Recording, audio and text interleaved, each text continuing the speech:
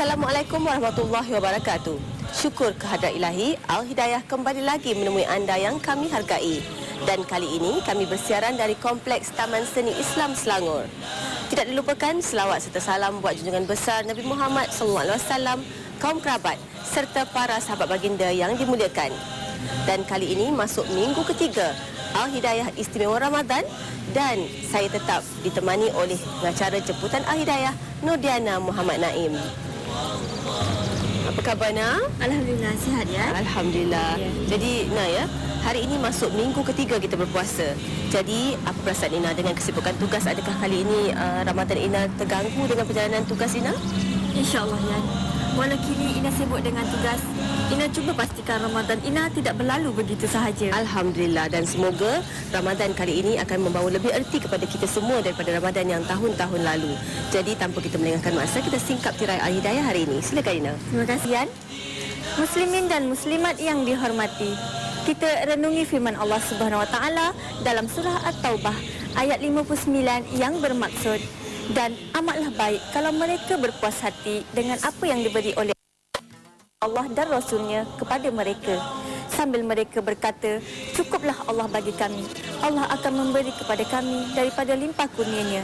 Demikian juga Rasulnya, sesungguhnya kami sentiasa berharap kepada Allah.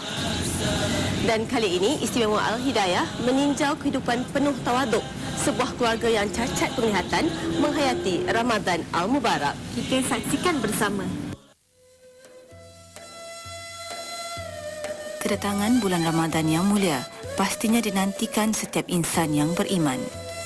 Kehangatan Ramadan turut dirasai oleh pasangan suami isteri yang kurang upaya ini. Mereka menyambutnya dengan penuh tawaduk dan kesyukuran.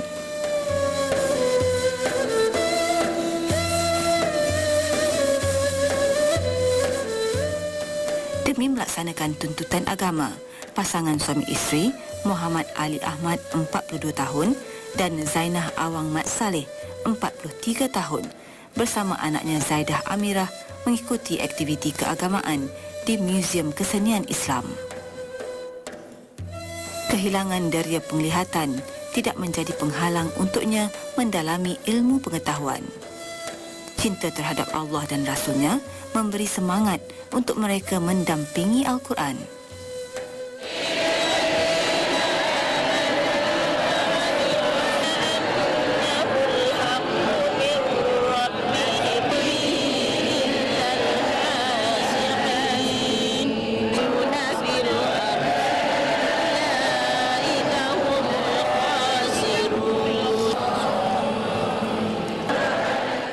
Selain itu, dengan menghadiri majlis tadarus Al-Quran, ia juga dapat mengerat silaturahim sesama Islam dan amal makruf di bulan yang mulia ini.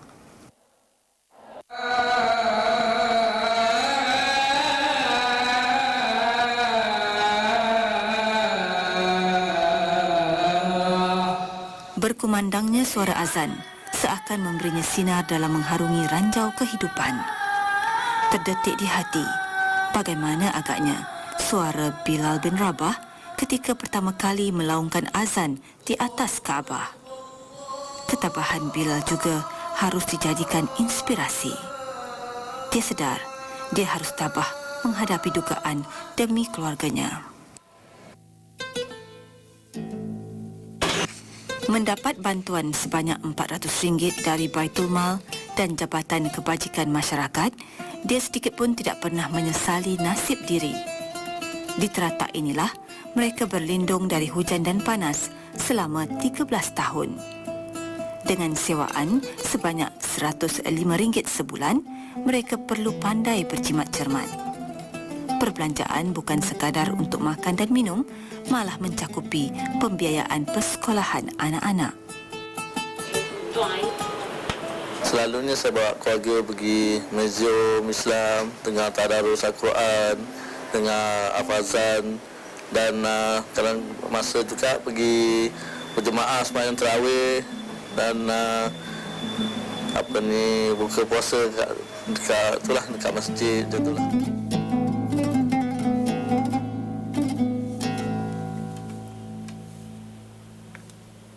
Nama. Apa? sebagai orang Islam, akak tak sukalah ada sikap membazirkan. Jadi akak masak ala kadar je lah. Cukup-cukup je, jadi tak ada yang tak habis. Jadi, maknanya kalau kita makan sahur tu mesti habiskan. Kalau ayam tu kita ada 3 orang ni, 3 ketul je lah. Jadi kalau banyak-banyak kan tak habis kan. Sayang aja. Jadi macam tu lah. Kalau kuih-kuih pun seorang 2 ketul ke cukup lah. Kalau kenyang sangat pun nanti malas nak sembahyang. Seperti mana yang kita tahu, sudah Rasulullah dia mengamalkan buka puasa dengan buah kurma. Jadi kita pun macam tu juga lah, utamakan buah kurma dulu. Lepas tu barulah minum air. Lepas tu makan kuih sikit, macam tu lah. Persiapan kami ala kadar je. Sebab ikut yang termampu daripada kami, semoga. Tapi kami tak mengharapkan belasan daripada orang lain. Bersyukurlah apa yang kami termampu, setakat itu sajalah yang kami sediakan untuk hari raya ni. Walaupun kami benda keadaan tak nampak, tapi kami bersyukurlah apa yang kami dapat sekarang ni, setakat ini. Sesungguhnya, firman Allah Subhanahu Wa Taala dalam surah Ibrahim ayat 7 yang bermaksud, dan ingatlah ketika Tuhan kamu memberitahu, sesungguhnya jika kamu bersyukur, nescaya aku akan menambah nikmatku kepadamu. Dan sesungguhnya jika kamu mengingkari, yakni kufur nikmat, maka azabku amatlah keras. Sempena kehadiran Syawal, ada insan mulia yang sudi menghulurkan bantuan agar mereka juga dapat menyambut Aidilfitri dengan gembira. Sumbangan yang diberi ini sedikit sebanyak dapat membantu mereka sekeluarga. Doktor-doktor pergigian. Terima kasih kerana terus bersama Al-Hidayah. Yena, jika keluarga Encik Muhammad Ali dan Puan Zainah Awang yang cacat pelihatan tapi masih mampu mengimarahkan bulan Ramadan yang mulia ini, apatah lagi kita yang diberikan kesempurnaan anggota oleh Allah Subhanahu Wa Taala. Ya, Yan, sepatutnya kita lebih bersyukur dengan kurniaan Allah. Betul tu, Ina. Tanpa melengahkan masa, kita bersama berbahagia Ustazah Jauhariah Lebaidin berbicara tentang Ramadan, bulan yang penuh keberkatan. Assalamualaikum warahmatullahi wabarakatuh.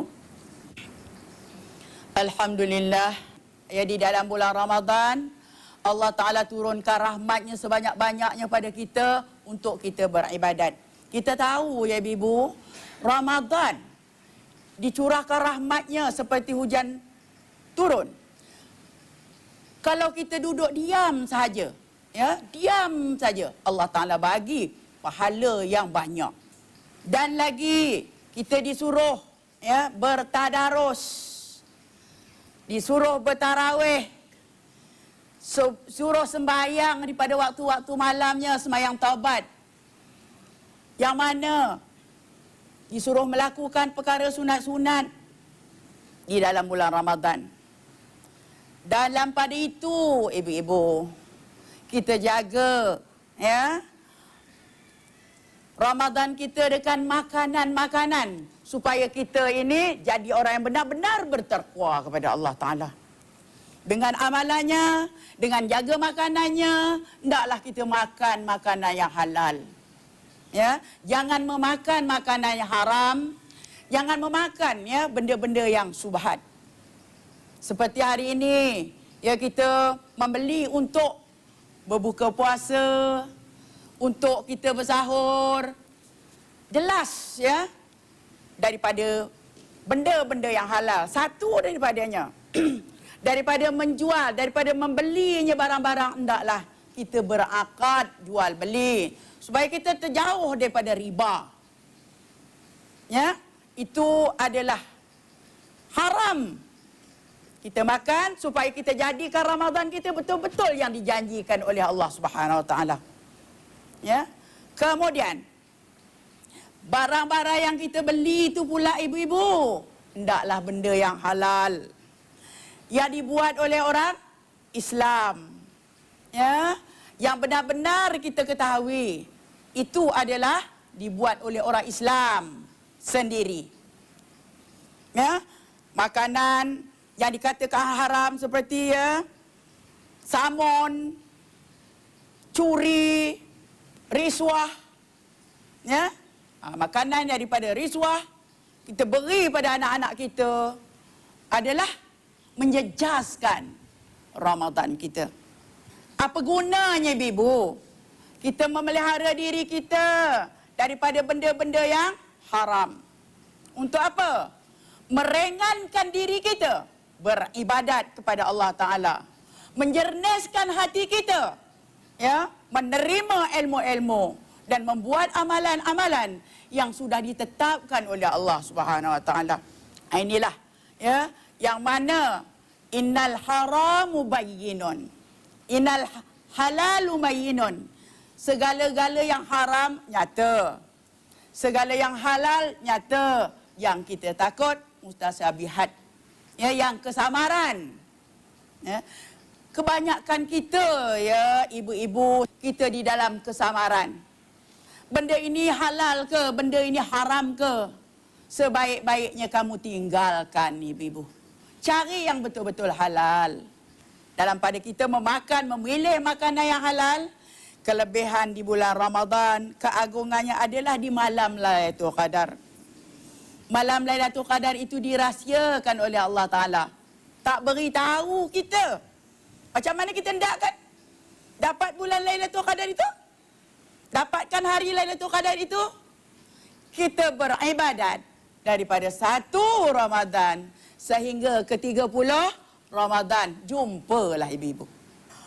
Pada awal Ramadan bertiuplah angin di bawah aras. Bergeraklah daun kayu dengan lemah lomlainya di dalam surga yang indah. Seni rentak lagunya menawan seluruh perasaan nurani. Maka berhiaslah anak bidadari sekaliannya, lalu berdiri di puncak mercu surga. Apa dia buat? Dia menyeru ke dunia. Apa katanya? Hei orang dunia, ada ke nak minang aku? Ini anak dara. Ya? Anak bidadari dia cakap, ada orang nak pinang aku? Dengan Allah. Belanjanya, apa nak pinang belanjanya? Dengan amal ibadat.